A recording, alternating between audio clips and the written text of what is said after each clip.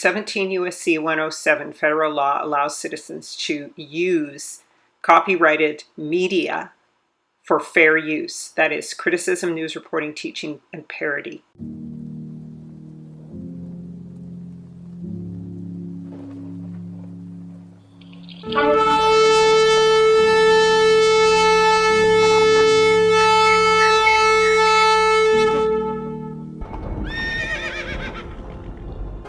Huma, Yah'S, Weaputuoyibeka, Weanusumisaneka, arise up you, O Yahweh. Huma, let your enemies be scattered, and let those that hate thee flee from before thee. Let all of Yasharah, Yisrael, who love, worship, and praise Yahweh, give him thanks by saying hallelujah.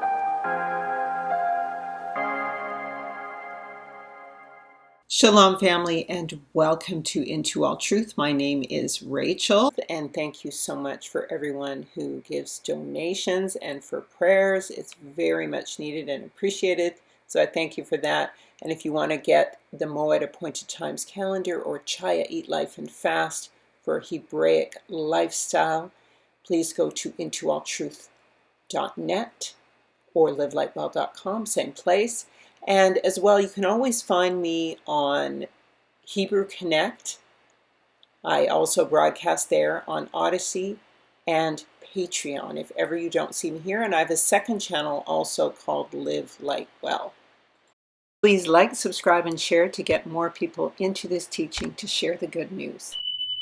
Family, this is part 2 of my last video on the exit, us, and the prophecies and the names of the land according to the Hebrews in Africa, as well as our research in Scripture. There was a lot that came to me that I forgot or missed out on, and I'm going to say this again a little bit later, but that's the reason for this video. So this is, and things didn't show up on the broadcast as well. This is why I'd like to prepare the video, but I'm going on the fly these days. That's okay.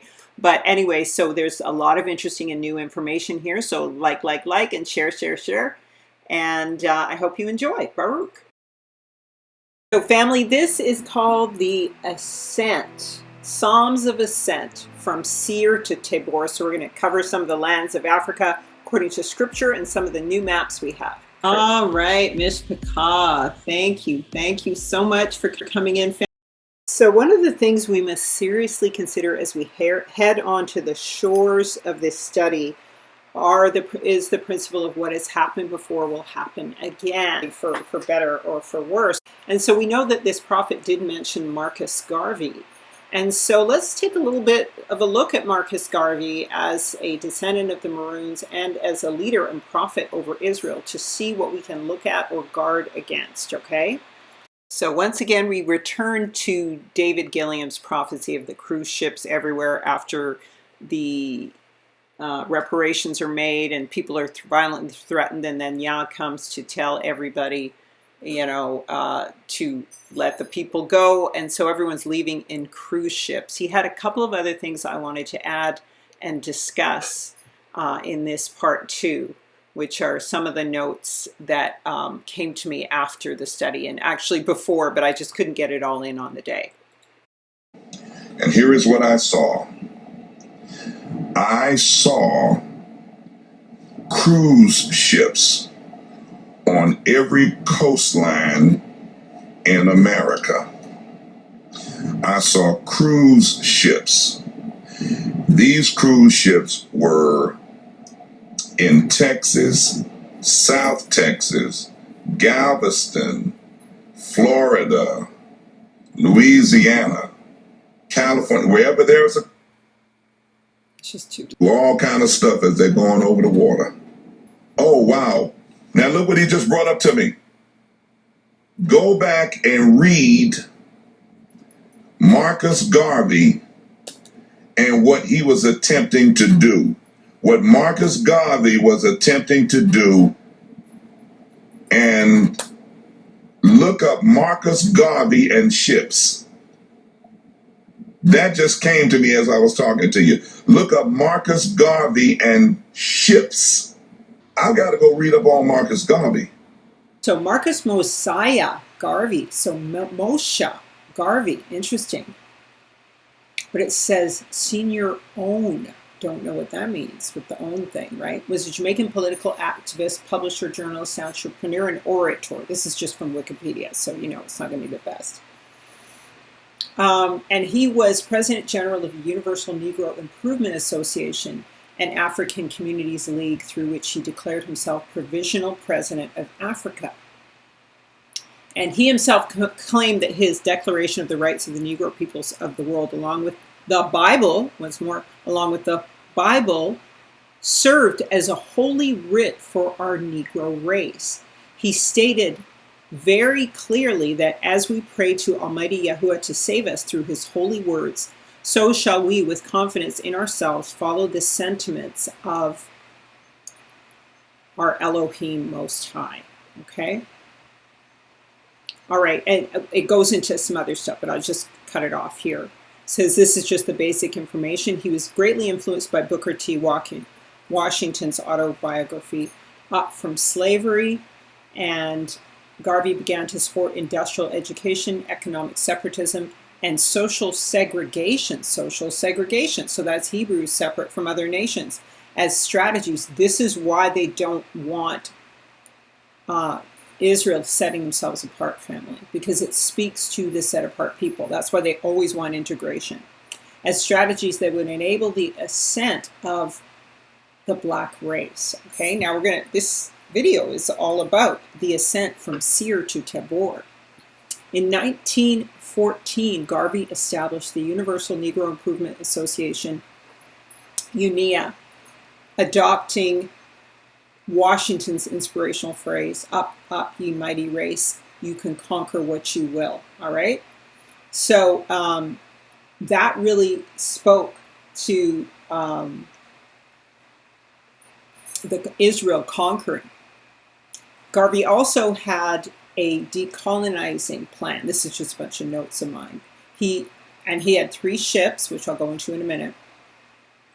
And Garvey was deported from the USA back to Jamaica in 1927, cracking the vast social nationalist Pan-African movement. Why? Because he was a Maroon. You see how the Jamaicans, they might kick off some things, right? Now it's Marcus, right? Kick this off. Pan-African movement had developed in Harlem as well as other towns and regions in the U.S. Garvey's plan included a business operation that would generate enough revenue for him and his followers to go to Africa and settle there in order to develop such a huge continent. I added this because he really respected the sisters. Black Queen of Beauty, thou hast given color to the world. Black man should worship at thy virginal shrine of purest love. So I think he's talking about, seems like maybe he's a bit of a Catholic, okay? Or maybe he's just, speaking of black women in a favorable way. So that's why I put that there. Not that black women need to be worshipped. Please don't think that sisters need to be worshipped. Only Yahuwah is worshipped. Don't ever think I said that. Don't mistake that. All right, Garvey even created a new black faith, according to Reverend George Alexander McGuire, as chaplain general of the African Orthodox Church. McGuire's servants urged Garveyites to erase the white gods from your hearts. So it's how radical the brother was, right? So he was speaking the truth. All right, let's learn a little bit more about him. So he had this black star line, this black starship line. Okay, so here's some images of it. And then I went to History Matters to get some of this information. So it's not necessarily a black website, so it's not going to be favorable to him. But the reason why I'm mentioning this is because when this guy is discussing this Exodus, he did mention Garvey. So we want to look for some guidance from that particular situation. Now, Garvey had financed an organization wherein he lost a number of assets and money, and then he failed and ended up in England, right? Short story, right? Long story short. But in truth, he inspired a lot of people, all right, for the Pan-Africanist movement. And I'm choosing to see Pan-African not as the god Pan, who anyone who believes in Egypt would have to believe the god is Pan, the guy with the hoofs, and who plays the flute, the demonic god. So if you think we're Kemet, that's who you're believing in. If you know we're Israel, this is the face of Yah Africanist movement, okay? If you are believing in Israel, Yahuwah owns this earth, and like a coin, he has stamped his face on it, okay?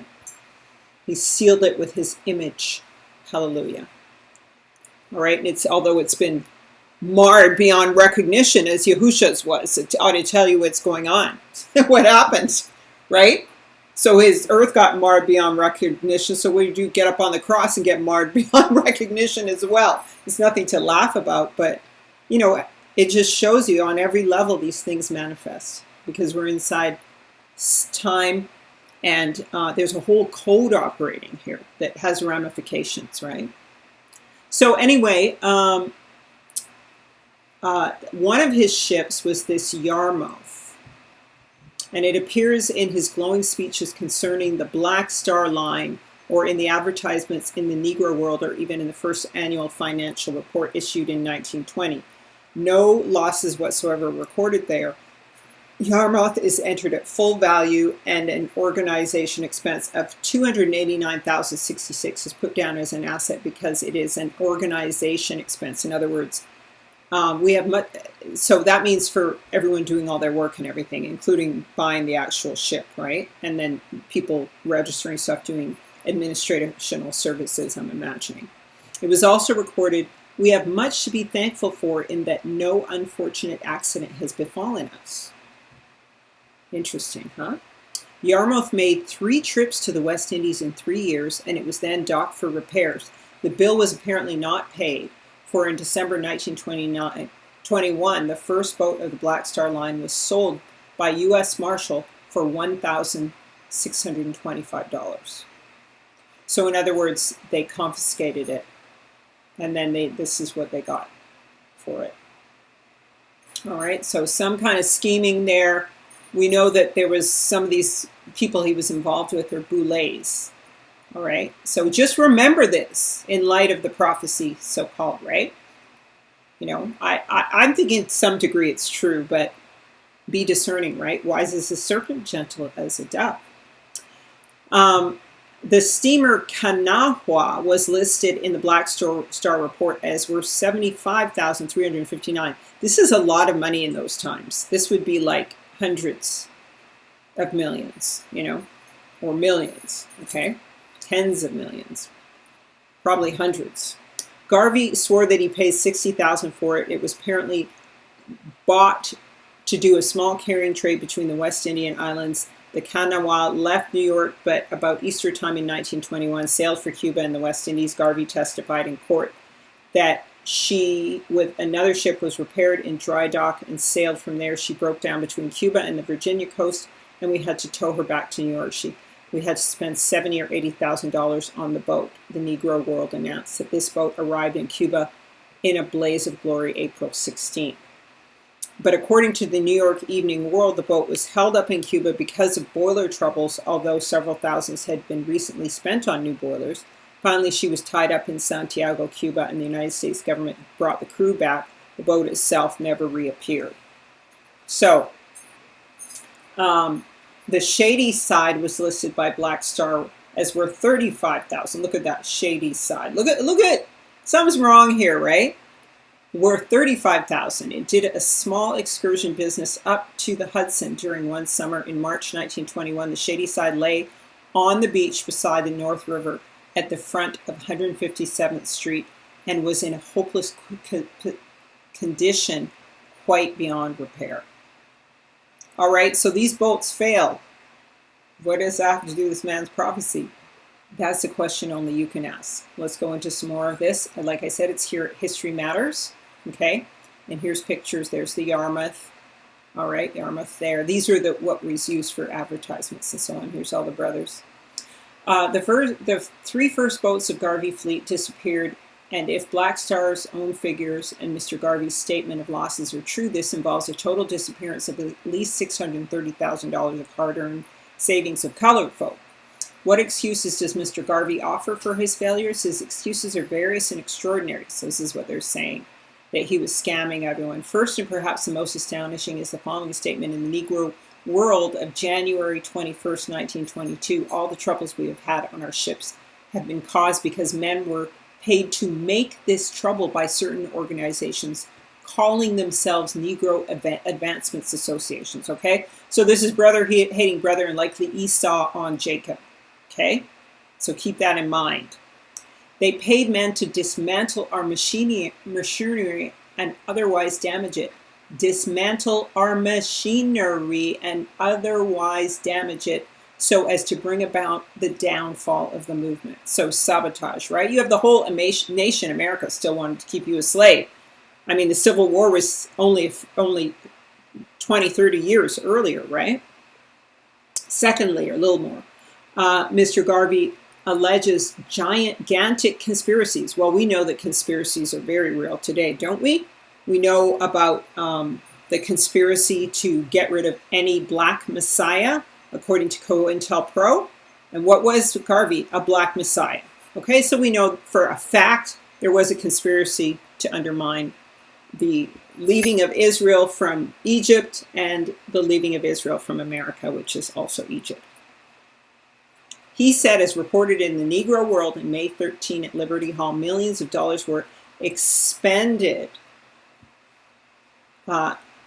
in shipping industries to boycott and put out of existence the Black Star Line. So you know they got to go through all kinds of inspections, certifications, and then there's sabotage, right? So they could use government to undermine that and make them pay excessive costs, right? Just to try to get their freedom, right? In the Negro World of January 28, 1922, he adds the matter of, oh my gosh, my nose is itching. Forgive me, fams, for talking.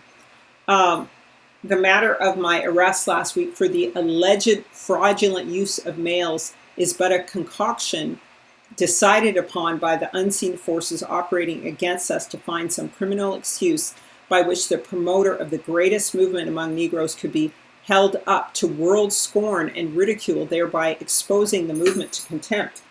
It is a mean, low-down, contemptible method of embarrassing any movement for human uplift. He also says that Bolshevists are paying for attacks on the line. Bolshevists. Who are the Bolshevists today? I hate to say it, family. I hate to say it, family. Who is that? Communism. Oh, family, this is breaking my heart. I'm just reading this now. I just cut and pasted this. I'm reading this now as I'm reading it to you. Breaks my heart, family. Be on guard. Thirdly and chiefly, Mr. Garvey accuses his associates, employees of dishonesty.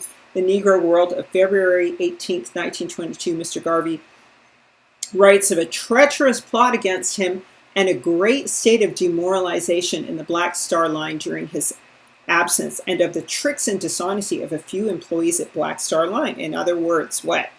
Boulets, right? Boulets and Edomites, Black Edomites, because Black Edom is in Africa and in America. All right? In the Negro, December 24th, 1921, Negro World of December 24th, 1921, he says, through the dishonesty of some of the so-called educated. Who are these? The Boulets, right? Garvey has had to suffer many reverses, business transactions and financial arrangements, which Garvey was too busy to attend himself and left to others, opened the door of several of these so-called educated who he trusted to represent himself to rob and cheat the organization and thus make it harder for Garvey to protect and represent the interests of the people.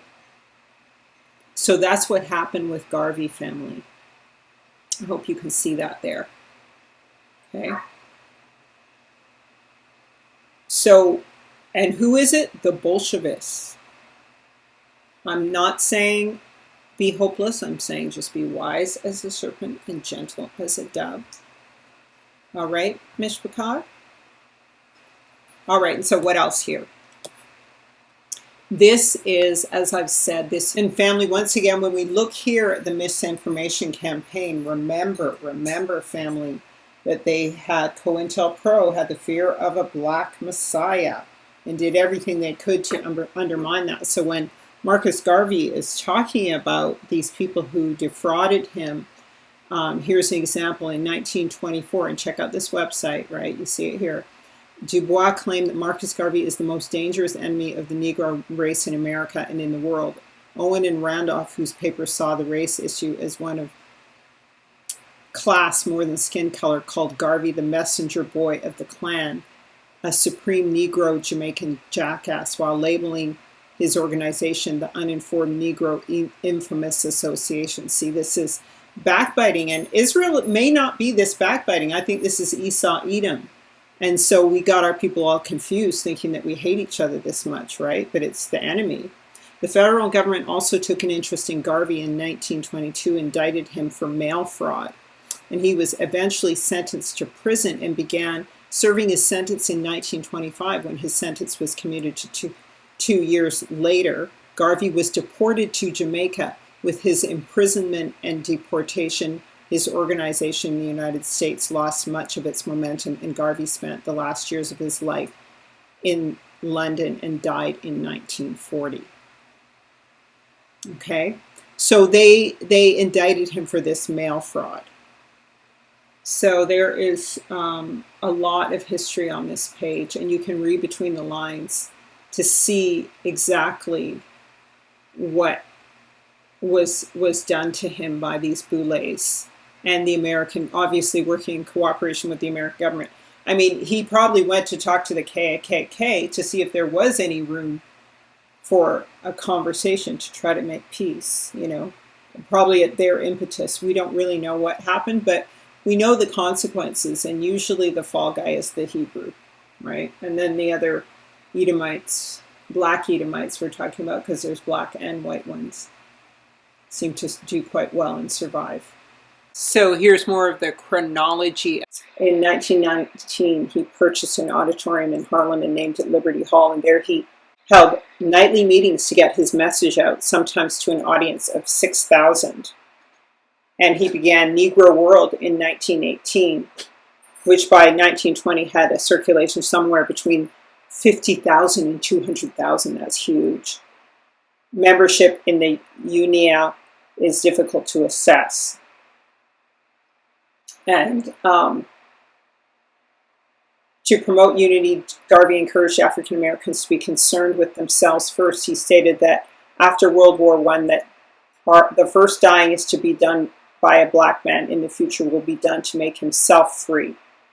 And when we are finished, if we have any charity to bestow, we may die for the white man. But as for me, I think we need to stop dying for him. These are some really radical words. All right? And they had to work that success and independence demanded. If you want liberty, you yourselves must strike the blow. If you must be free, it must come through your own effort. So this is not the message of Yah, though, because it's going to come through Yah, right? So here's where he kind of had a problem. He said, but Garvey knew African Americans would not take action if they did not change their perceptions of themselves. So he hammered home racial pride, and he proclaimed black is beautiful, which became popular in the 60s. You see how the Hebrews are doing this, and he's a maroon, right? We must canonize our own saints and martyrs and elevate to positions of fame and honor black men and women who have made their distinct contributions to our racial history. And he did not want black people thinking of themselves in a defeatist way. I'm the equal of any white man, and I want you to feel the same way. And Garvey organized his group in a way that made those sentiments visible.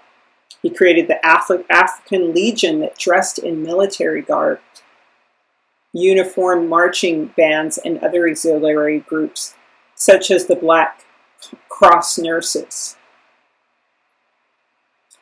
He was elected in 1920 as provisional president of Africa by members of UNIA and dressed in military uniform with a plumed hat. That's what we see in that image. And they marched around saying, we want a black civilization.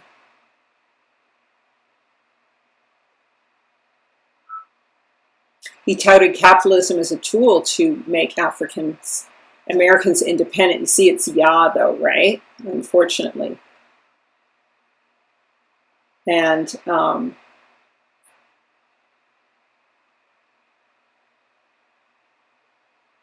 let's see. Then he started a shipping company in 1919. And he talked of a mighty race that would rule Africa one day. And the churches served as the only arena where African Americans exercised full control. That's why you see those political parties always going to speak at churches, right? He knew the important place that religion held. All right, and he enjoyed tremendous success at winning over leaders from almost every denomination. And of course, they met in Harlem.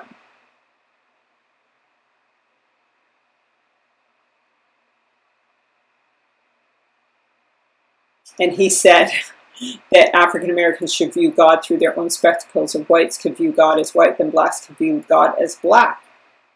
And he canonized Jesus Christ as a black man of the sorrows, and the Virgin Mary as the Black Madonna. So you see, he's very radical.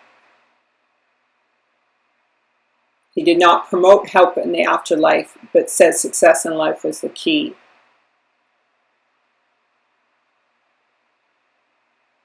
And he considered himself a full-fledged minister of the African gospel.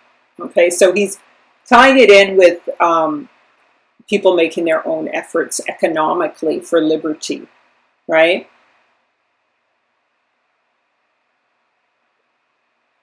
And of course, he also influenced the civil rights movement, and his influence extended to the United States, Canada, Africa, and the Caribbean, and it hit the Rastafarians as well. And Stokely Carmichael, Malcolm X, Marcus Garvey, all considered more radical than Main Street civil rights protesters. Yet it was Booker T. Washington, someone considered conservative by most scholars, who had a profound influence on Garvey. Use and apply your own discernment to this information, fam, in light of this exit us. Proven that some of the most renowned civil rights activists in American history were indeed puppets for the establishment. Take W.E.B. Du Bois. This NY Boule boss, founder of the NAACP, at the moment the Garvey movement reached over 1 million people, Garvey was thrown in jail for mail fraud. Just when you thought Du Bois could not be any luckier, the judge assigned to the case was Judge Julian Mack. He was not just the president of the Zionist Organization of America, he was a member of the NAACP along with Herbert Lehman and Chairman Joel Spingarn. Garvey was given a maximum sentence from Judge Julian Mack. He was jailed, then deported. Treachery, irony, and karma were the recipe when in 1930, W.E.B. Du Bois became disillusioned working at the NAACP by stating the organization should be run by blacks. He threatened the white leadership with an ultimatum: either you hire more blacks or I'm gone. In 1933, Du Bois divorced the NAACP. It would later come out that Joel Spingarn, president of the NAACP and close friend of Du Bois, was also an FBI informant who reported back to the Bureau with information provided to him by Du Bois. If you go onto a search engine and type in the words FBI and Marcus Garvey and click return, at the top of the search results, when you click, you will enter the official website of the FBI. As you scroll through, you will find stacks and stacks of the classified files of this bureau when it was closely monitoring Marcus Garvey and had him under close surveillance. The man whose career was built on Marcus Garvey was a young law student by the name of John Edgar Hoover. when he joined the Department of Justice in July 1917 at 22 years old. He worked for the Bureau of Investigation, founded in 1908, later changed to the Federal Bureau of Investigation in 1935, where he became its head in 1924. And this counter-radical specialist had a pet obsession with Marcus Garvey. It was by monitoring Garvey that he specialized his craft into a surveillance program in the 1960s called COINTELPRO. What was its aim? The FBI file tells us that it was to prevent the rise of a messiah who could unify and electrify the militant black nationalist movement. Marcus Garvey's son, who appealed to President Barack Hussein Obama to clear his father's name in 2016, said his father started the movement that led to the career path of J. Edgar Hoover. The civil rights movement started with Marcus Garvey. That's acknowledged by Brother Malcolm, it's acknowledged by Martin Luther King, and it's acknowledged by anybody who knows history. The man who was born Malcolm Little, later known as Malcolm X, who was under FBI surveillance, grew up in a household where his parents, Louise Little on the left, his mother, and his father, Earl Little, on the right, were one of the most zealous Garveyites in the United States. In the first chapter of his autobiography, Malcolm X said when describing his parents, "Louise Little, my mother, was born in Grenada in the British West Indies. My father, the Reverend Earl Little, was from Reynolds, Georgia, a Baptist minister, a dedicated organizer for Marcus Aurelius Garvey's UNIA. With the help of such disciples as my father, Garvey from his headquarters in New York's Harlem was raising the banner of black race purity and exhorting the Negro masses to return to their ancestral African homeland, a cause which had made Garvey the most controversial black man on earth." Malcolm X attended his UNIA meetings with his father. When Martin Luther King Jr. paid a visit to Jamaica, he told them that Marcus Garvey laid the foundation for the civil rights movement. The Black Panther Party was also surveillanced by the FBI under COINTELPRO. One of its co-founders, Huey Newton, in his book To Die for the People, tells us that Panther ideology was built on Marxist-Leninism communism, ideologies that were developed in London, England. The Panther, Eldridge Cleaver, in his book Soul on Ice, mentions that Garvey, who in the first quarter of the century sparked a black mass movement in America, but international in scope and potential. He was also aware of Garvey's influence, but the Black Panther Party was heavily infiltrated by men on the FBI payroll. Fred Hampton was known as the best organizer in the whole of the Black Panther Party. His personal bodyguard was Hugh O'Neill. At the young age of 21, Fred Hampton was gunned down by the Chicago police while he slept in his bed. His bedroom was riddled with bullets on his blood-soaked bed. But how did they know exactly where he slept? All of the details and the layout of his house and where he slept was given to the FBI by Hugh O'Neill, the bodyguard of Fred Hampton. J. Edgar Hoover learned that the most effective way of destroying black leaders is by using black people, for they would never suspect that their own race would be a snitch, and he learned that from monitoring Marcus Garvey, where FBI agents like African-American Thomas Jefferson in 1922 was monitoring Garvey for Hoover, and Earl F. Titus on the left and Arthur Lower Brent on the right worked as undercover agents in the 1920s to sabotage the work of the UNIA. But there was another agent far more dangerous than the others. He was so successful that he made the front cover of the October 1947 edition of Ebony magazine with a machine gun in his hand as one of Hoover's G-men.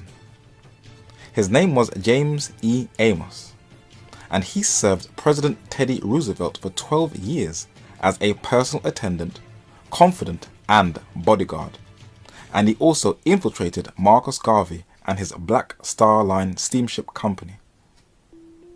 Marcus Garvey was fully aware of who he was and his dangerous methods of infiltration and defamation of character, and Garvey mentioned the FBI agent as one of his most deadly opponents. Garvey said that Amos, a colored man of the Department of Justice, who brags he can have anything done because he was bodyguard to the honored and deceased President Theodore Roosevelt, unconstitutionally and wickedly went from home to home and place to place among colored people, and he is still doing so, stirring up hatred and adverse feeling against me, and inspiring individuals to act as to bring about my conviction and my downfall. Later in life, Du Bois would adapt a more Garvey'S philosophy. The man that he had sent to jail was no longer alive, and neither was the white man's nigger. Du Bois stated in 1959, "In my own country for nearly a century, and I've been nothing but a nigger." Ironically, Du Bois moved to Africa. He died in Ghana in 1963. Dr. Joseph Robert Love, a Bahamian-born Haitian doctor, educated in New York, who was a journalist in Jamaica, was a mentor and a major influence of Marcus Garvey. But the book that changed his whole worldview while in the British Library was Up From Slavery by Booker T. Washington, and Garvey was so impressed that he contacted Booker T. Washington, and they arranged to meet up and have a meeting. But Booker T suddenly died in 1915 before they could ever meet. Who is Booker T. Washington? After emancipation and Reconstruction in the United States, Booker T. Washington, who was born a slave, educated himself and saw the supreme power in education and in something many blacks today in the West are renowned for running away from: reading books. He believed that a solid education and learning agriculture were in the best interests of blacks to progress. For if they had their own property and cultivated their own lands, then they would not have to be dependent upon the government and the state for their food if they were planting it themselves. He founded and became the first president of the Tuskegee Institute, and was bankrolled by the man who was seated next to him on the right, Scottish-American industrious billionaire Andrew Carnegie, who donated $20,000 to erect a new library. The richest man in US history, billionaire John D. Rockefeller Sr., also donated money to Tuskegee and the development of the institution, and Booker T. Washington also became an advisor and a good friend of Theodore Roosevelt Jr., the 26th President of the United States, as well as other presidents, where he became the leading voice of the African American community. So, up, ye people is a phrase from Isaiah, I believe, that prophesies for Israel to get up, all you people, get out of Babylon, get out of Egypt for this particular time. So it's interesting, and it was significant that that was the title of Booker T. Washington's book. Keep in mind, these Boulets are not necessarily Israel. They very much more likely are black Edomites, because I don't want anyone imagining that they're just going to walk back to Africa without having to deal with Esau Edom there, as Israel did previously. I don't want the people of Israel being led like lambs to the slaughter to just be driven into the combine machine of Esau Edom or the wood chipper on the way and thinking all black people are their brother. Okay, so that's what this is about. Because we know a lot of these operatives were black. They weren't necessarily Israel. They might have been Edom. Very likely they were. Again, we see the Jamaican and the American Hebrews, and we see them trying to cooperate in a positive way, and the baton being passed from the righteous to the righteous. And so praise Yah for that. So we know what to be on guard for, and we know who the operatives are this time. So again, it's being wise as a serpent, gentle as a dove. Praise Yah. So in this Psalm of Ascent, what we have to look at is what the Word says about the return of Israel, and that it would be by ship, by air, or by cart. And it also talks about sons and daughters being brought by the Gentiles on their shoulders, walking. So what does the Scripture say exactly? When we look here at Isaiah 69, and we reviewed this before, surely the isles shall wait for me in the ships of Tarshish first, to bring my sons and daughters from afar, their silver and their gold with them. So he is talking about the ships of Tarshish first. to bring their silver and gold with them unto the name of Yahuwah thy Elohim and the Holy One of Israel, because he hath glorified thee. So it says ships of Tarshish first.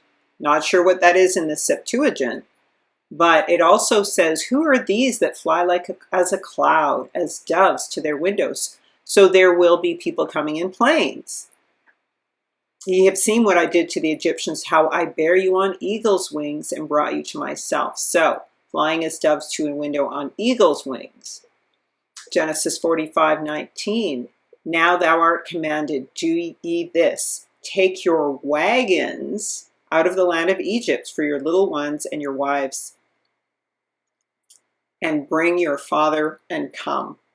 So they'll also be going in cars and so on. And this is why we talk about the second exit, because there is also the aspect of the parting and smiting of the seven streams, right? Isaiah 43:15. I am Yahuwah, your Holy One, the Creator of Israel. Thus saith Yahuwah, which make a way in the sea, a path in the mighty waters, and Yahuwah shall utterly destroy the tongue of the Egyptian sea. So that is not Egypt on the other side, but it's on this side, right? And with his mighty wind shall shake his hand over the river, and shall smite it in seven streams, and men shall go over dry shod.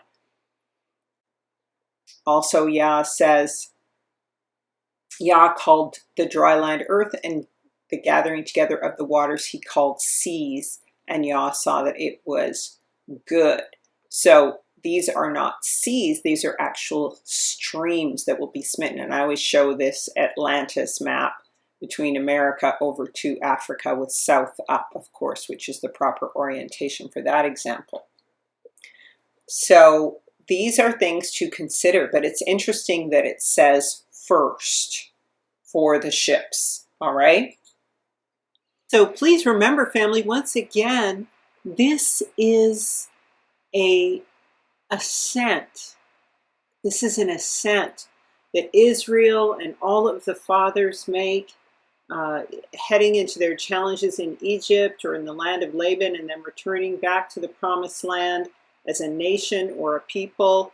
It's always a journey of ascent. This is why they go down to Egypt and they go back up to the land of Israel. Okay, so in keeping with that, remember the slaughter of kings battle that Abraham fought went all the way to Horeb. He had to chase them all the way there, which was near Seir and Mount Hermon, where the angels came down, and the land given to Edom. And so Hobah is associated with Horeb, or Mount Horeb, similar word. And so this is a whole region of mountains on the coast in Namibia, in the land of Esau, Edom. And so we see in this image, this stone, one of the stones that Yah sent down on the kings in Horeb. And then we have this vast desert that you have to track through to get even deeper into the actual mountains. And of course, I already told you that these various films are shot there.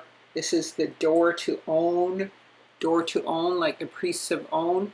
These are the Mongols, and this is Mila Jovovich, who often plays like a kind of alien, elfin-like kind of a creature.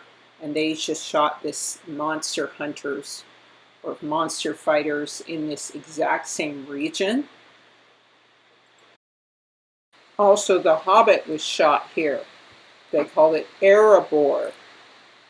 Erebor. So you have boar as in pig there, and error, and it's called the Lonely Mountain in the movie The Hobbit, as I said to you before, and I didn't realize that The Hobbit was also representing this mountain, which looks very much like the mountain used in the Universal Pictures logo. Very tall and pointy. This is also a burnt mountain. There are these other images which show that this Brandenburg Mountain, it's actually Brandenburg Mountain, is the branded and burnt mountain. So you see from that burnt image that this very popular mountain is associated with where the angels came down, or the creatures came up from the underworld.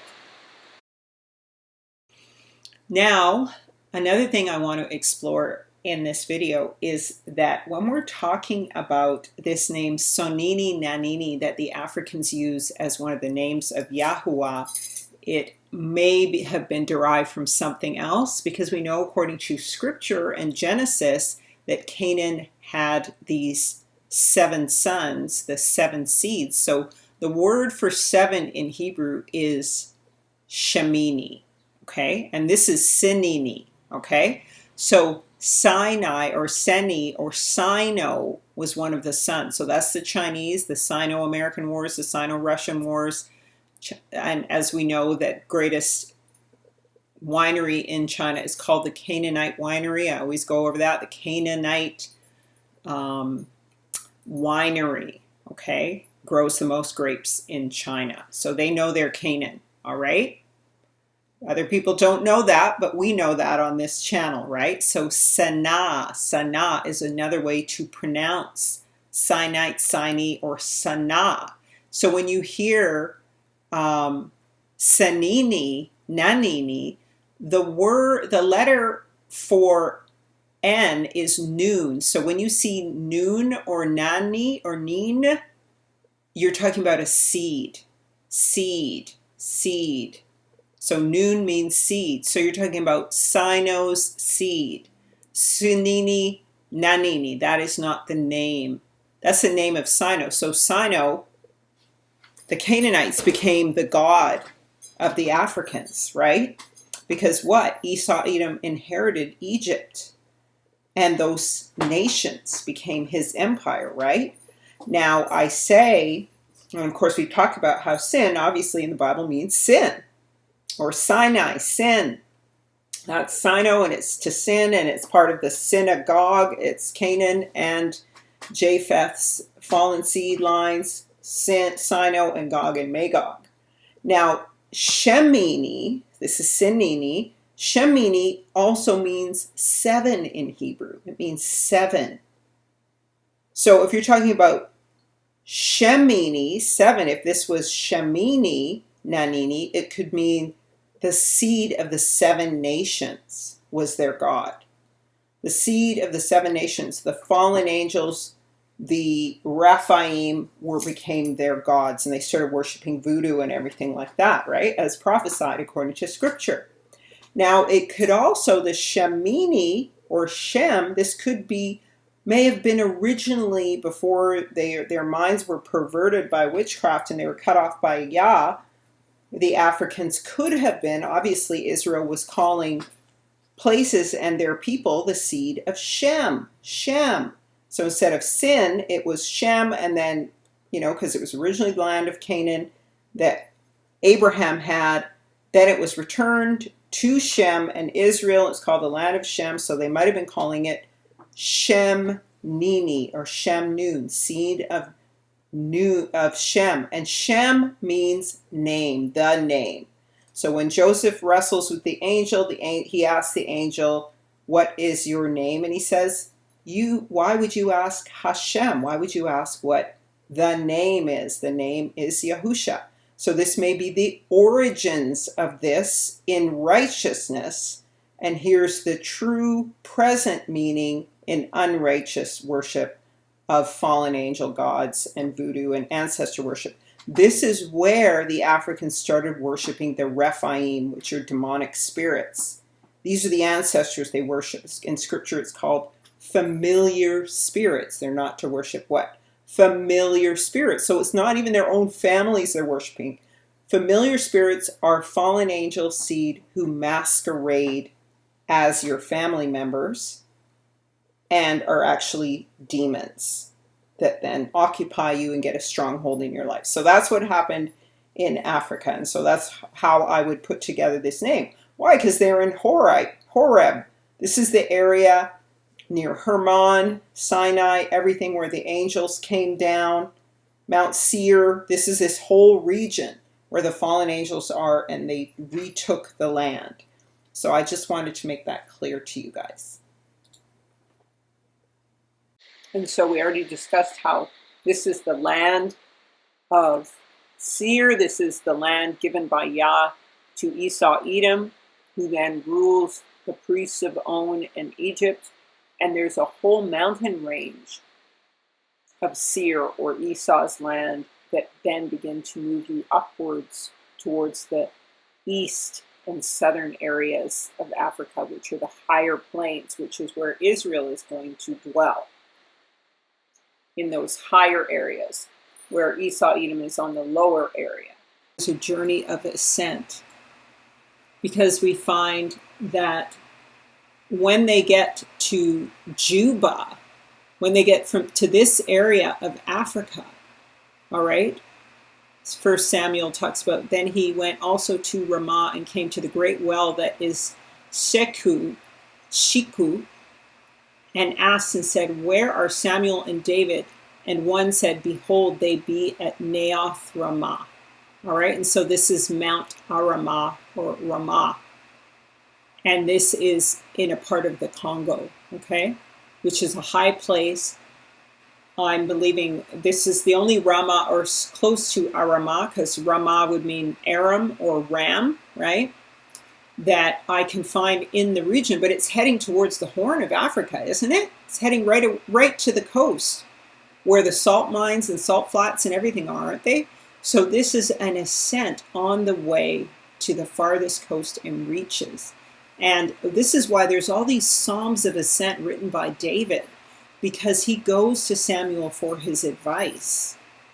All right, to the very, when he's in his greatest trouble, he dwells with Samuel, who I'm sure schools him as well as a priest, right?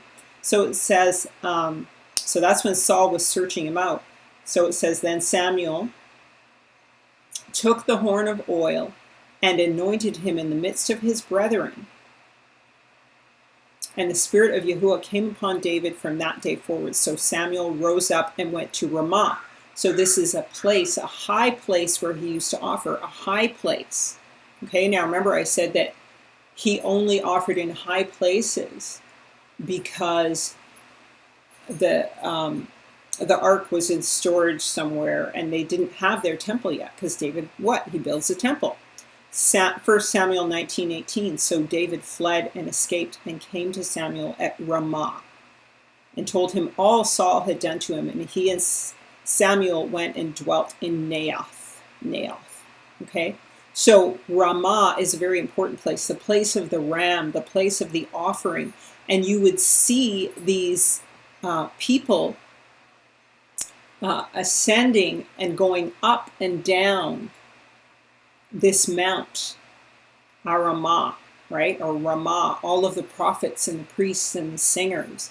So it was considered a holy place, a holy place. Now it might even be further this way, but we know there is a very high mountain right around here at the True Eye in this region, which is around here, which I showed you on the other map, or in the other video, which is a high place in Africa, a high mountainous region, which they don't really show. This is equal in elevation to these lands, okay? This part here.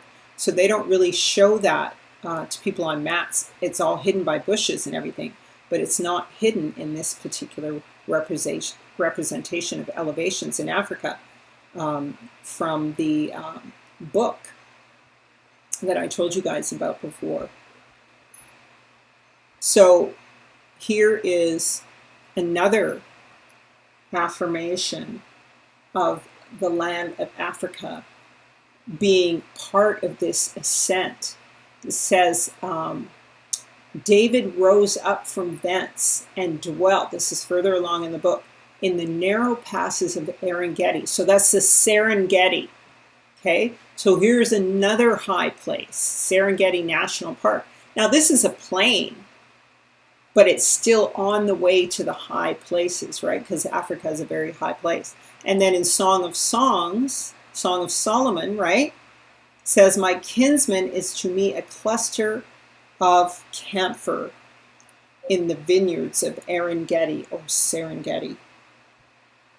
My kinsman, or my love, right, Yahusha, is to me a cluster of camphor, healing balm, and sweet aroma in the vineyards of Erengeti. So this tells you again where the land is, Serengeti, right? And what I showed you guys before, I don't know if you could see it on camera or not. Family, what we also see here on the way to the higher places going up the ascent is we see, just like it says in The Hobbit, Erebor, which is the lonely mountain, or it is almost like a, how could you say, an Eden, a word for the Eden in The Hobbit. This is Erebor, and we find it right here, of course, in Africa, on this map from the same book that I'm going to give you the information on at the end. And if you'll remember, we discussed Abraham going to Kilimanjaro, dwelling on the plane tree, and after Sodom and Gomorrah was rained down on, he looked over the destruction of the city, and we learned that Gomorrah in Hebrew means submersion. It was submerged in water, and that this lake natron, this poisonous lake where the bodies of birds calcify upon entering the water and just die and freeze in their form, just like Lot's wife froze in her form, remember, into a pillar of salt, right? Salt doesn't necessarily mean salt, it can mean a mineral, right? Same thing happens today to birds and animals and people if they fall into this lake of submersion. And so then Abraham, according to Scripture, Yahweh rained down on Sodom and Gomorrah, and Abraham got up early in the morning to place the place where he stood before Yahuwah, and he looked toward Sodom and Gomorrah and toward all the land of the plain, and beheld, and lo, the smoke of the country went up as the smoke of a furnace. Okay? And the implication being it was a circular tract of land. And remember, there was another place where it looked like a giant boulder had hit the earth, and so there's this big indentation, a giant circle on the way up to this Lake Natron. And so again, Abraham had finally made his ascent because it was announced that Isaac would be born the next year that time. Okay. Something that we find when we look here at Ethiopia is that these lands are actually called Shemin Highlands. Shemin Highlands, you see here at the bottom. So this is why I would suggest, it says the loftiest headland of the northern Abyssinia is separated from Tigray in the north coast by the semicircular gorge of the Takaze, while the affluents of this great river encircle the plateau on the southwest, thus isolating the Shemine. Okay, so there's the Shemine I was talking about. That is the northern or cold region. Its mean height of its escarpments exceeds 10,000 feet, whilst the surrounding valleys of Balagas to the south of Tekah to the north are respectively 5,000 and 6,000 feet lower. Hence, the waters flowing from the snowy Shemin highlands have a very rapid course, broken by cascades. Okay, so there is the Shemin and why I would say that. So this is how Shemini or Shem became Sinini. Okay, here is an image. This is Tabor. Now Tabor, I forgot this family, sorry about that. Tabor, according to Joshua, the coast reaches to Tabor and to Shaham-Zama and Beshemath, and the outgoings of their border were at Jordan, 16 cities with their villages, okay? And this is the inheritance of the tribe of the children of Issachar and their families, okay? So the mountains of Tabor, Joshua 19 goes into a lot of the lands. So what did I find was in Tabor? And actually I had it on a map, but I don't see it here right now. But This is from a book that I got on Ethiopia, on the geography of Ethiopia. And what it shows here is, and it's called in scripture Deborah Tabor. And this is on top of the Ethiopian mountains. Samara, Samaritans. Samara, Deborah Tabor. And look here, Amora Gadel. So we're seeing some of these familiar names. Deborah Tabor, and this is, shoot. I'm going to get the book for you in a second, you guys, because I don't like not giving you the references. So here's the book, and it's called Universal Geography, okay?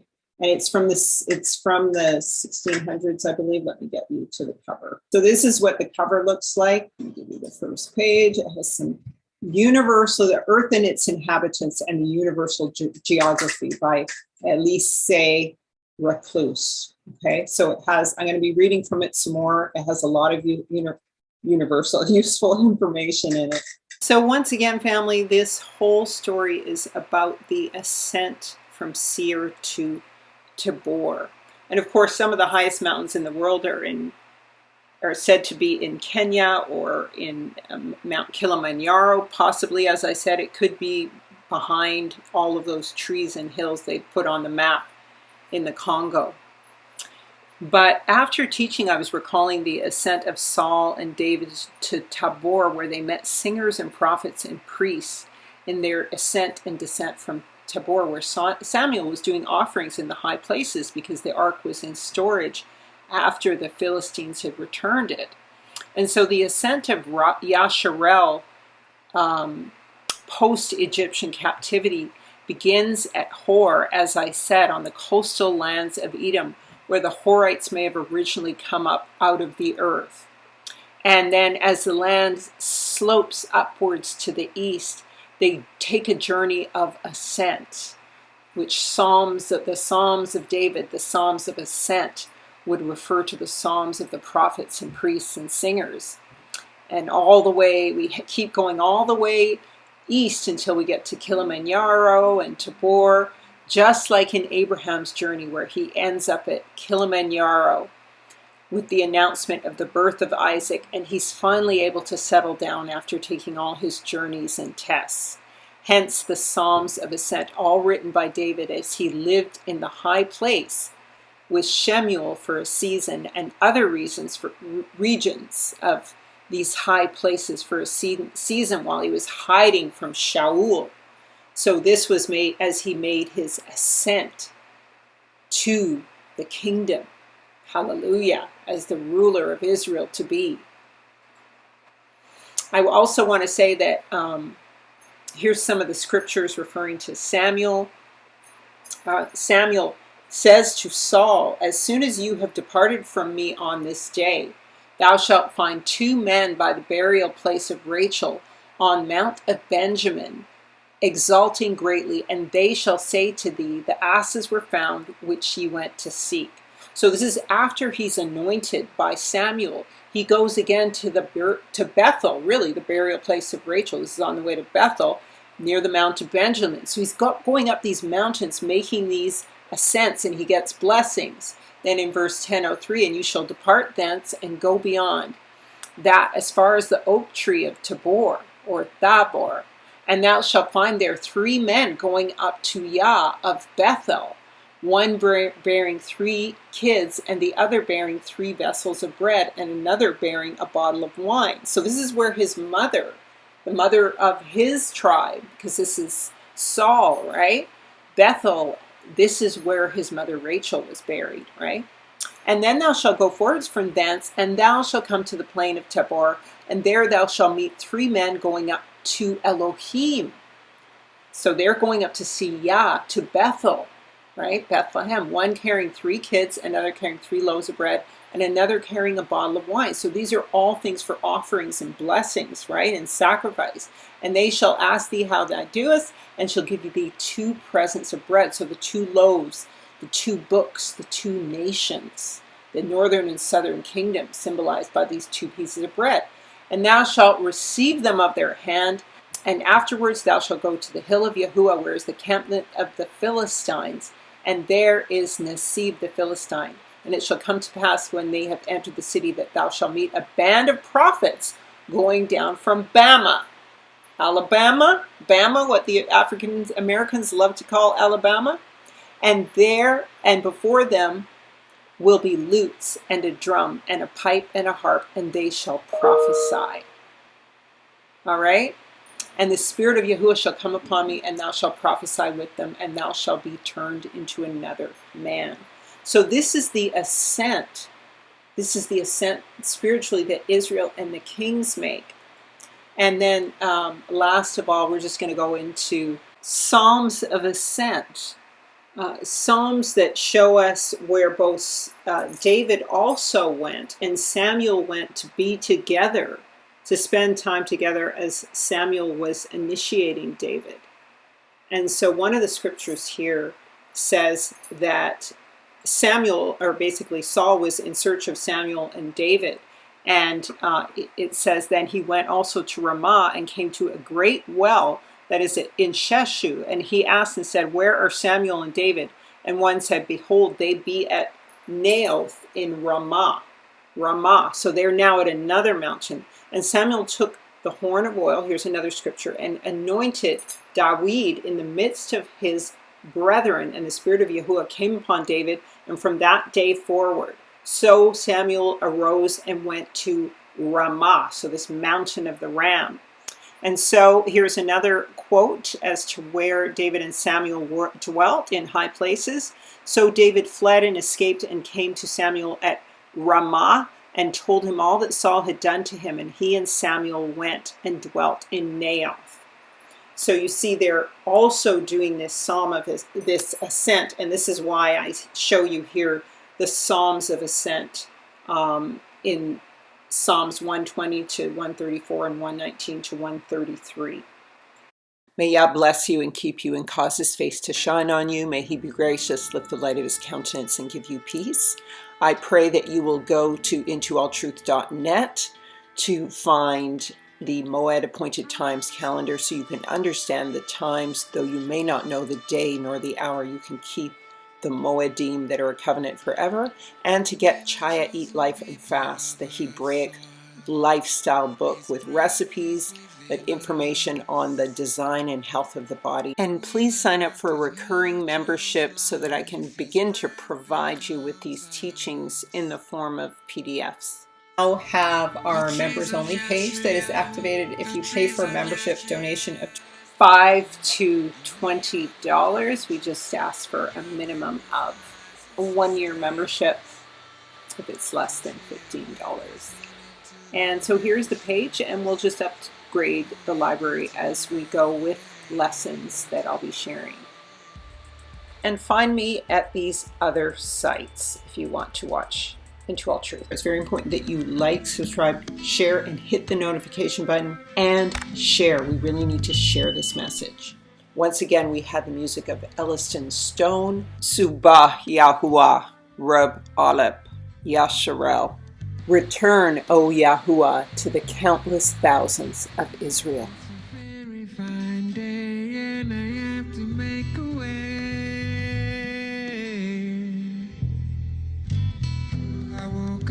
At 6 p.m. to pray, Yahweh, it is your say. And thanks by saying hallelujah.